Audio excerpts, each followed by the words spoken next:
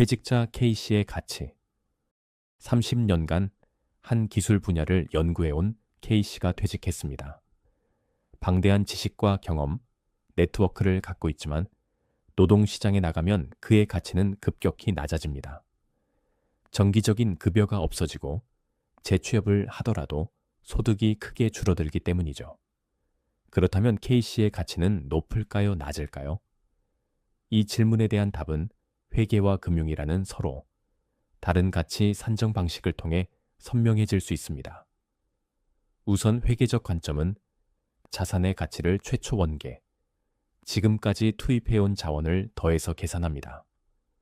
개인에게 이를 적용하면 교육비와 훈련, 축적된 경험, 건강에 대한 투자, 그리고 관계 자본까지 모두 막대한 투자가 내재되어 있는 셈이죠. 이 관점에서 보면 투자가 축적된 인생의 후반부는 가치의 정점에 가깝습니다. 퇴직 전에 조직 내에서 개인이 중요한 위치에 있는 것도 이와 무관하지 않죠. 반면 금융적 관점은 과거와 현재를 무시하고 집요하게 미래를 주목합니다.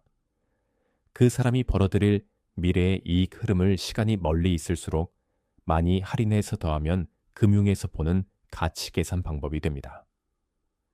퇴직 후에 취업을 하지 못한다면 소득 흐름이 모두 연기므로 극단적으로 금융 관점에서 이 사람의 가치는 0에 가깝게 됩니다.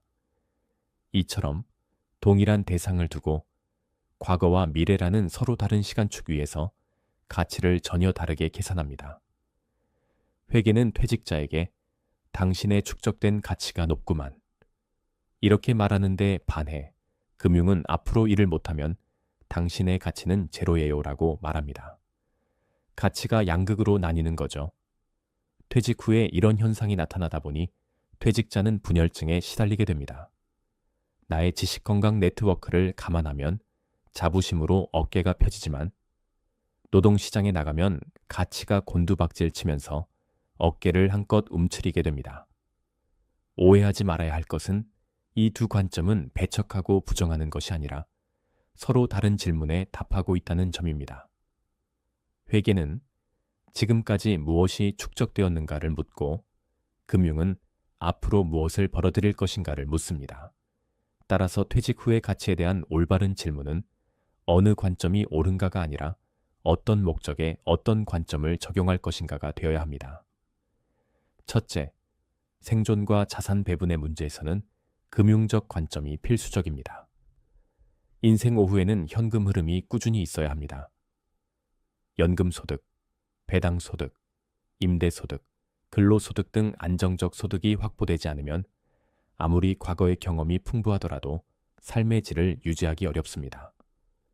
자신의 미래 소득 흐름, 생성 능력으로 자신의 가치를 냉정하게 평가하여 새로운 소득 흐름을 만들고 부족한 부분은 금융소득으로 대체하는 전략이 요구됩니다. 과거의 영광에 머물러 있어서는 안 됩니다. 둘째, 나의 정체성과 삶의 의미의 문제에서는 회계적 관점이 적합합니다. 인간은 단순한 현금 흐름 기계가 아닙니다. 축적된 경험, 실패에서 얻은 통찰, 관계 속에서 형성된 신뢰는 시장 가격으로 환산되지 않지만 나의 정체성을 형성합니다. 인생 오후에 무엇을 기여하고 남길 것인가로 관점을 바꿀 경우 과거의 축적이 가치를 발휘하죠. 교육, 멘토링, 공동체, 기여, 가족 내 역할, 재구성 등에서 비금전적 가치를 창출하기 때문입니다. 셋째, 두 관점은 분리되지 않고 연결됩니다. 퇴직 후에 회계적 자산을 금융적 현금 흐름으로 전환할 수 있기 때문이죠. 예를 들어 특정 분야에서의 전문성은 자문, 강의, 저술 등을 통해 소득 흐름으로 변환될 수 있습니다.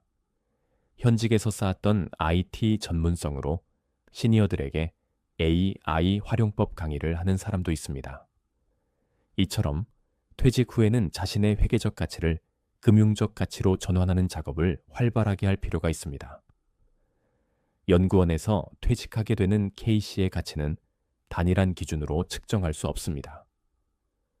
금융적 관점만 따르면 인간은 빠르게 감가상각되는 존재가 되고, 회계적 관점만 따르면 현실의 제약을 무시한 채 과거에 머물게 됩니다. 이 긴장의 균형을 잡아야 합니다. 결론을 내립니다. 균형을 잡는 방법은 다음과 같습니다. 첫째, 생존과 안정은 금융으로 계산하고 의미와 방향은 회계로 해석합니다. 둘째, 그리고 회계적 가치를 금융적 가치로 연결하는 전환 메커니즘을 창조적으로 설계합니다. 이처럼 퇴직 이후 나의 가치는 보다 유연한 관점으로 보아야 합니다. 열심히 살아온 당신은 가치를 갖고 있습니다.